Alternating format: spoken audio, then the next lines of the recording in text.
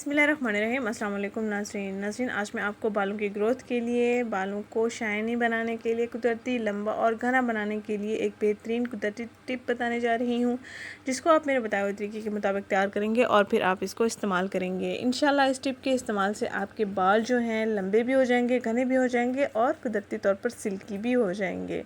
अगर आपके बालों में जुएँ हैं या खुश्की सकरी है, या बालों में या सर की खोपड़ी में ख़ारिश वगैरह होती है, या ज़ख़म हो जाते हैं, खुश्की दाने हो जाते हैं, तो आपके लिए ये टिप बहुत ही अच्छी है। आज़मूदा टिप है मेरी, इसलिए मैं आपसे शेयर करने जा रही हूँ। ये टिप एंटीबैक्टीरियल है। आपके सर में जो फंगस वगैरह कुछ भी हो जाए उसको भी ये ठीक करेगी और आपके बालों को भी अच्छा बना देगी, बालों की ग्रोथ को भी ये दुगना कर देगी।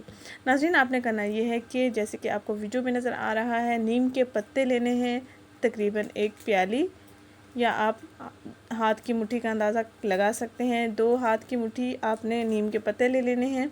तनों से आपने पत्तों को अलग कर लेना है, जैसे कि आपको वीडियो में नज़र आ रहा है। ऐसे ही आपने पत्ते अलग करके अच्छी तरह से धो लेने हैं और उनके बाद आपने इनको बॉयल कर लेना है।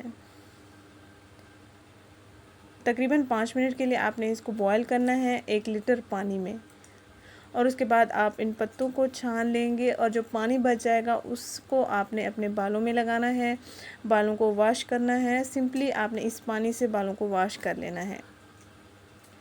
शैम्पू का इस्तेमाल नहीं करना, आप दिन में 1 मरतबा इसका इस्तेमाल करें। अगर आपके बालों में फंगस है या बालों का कोई इन्फेक्शन चल रहा है तो आपके बाल जो है ठीक हो जाएंगे, बालों की जुएँ भी ख़त्म हो जाएंगी।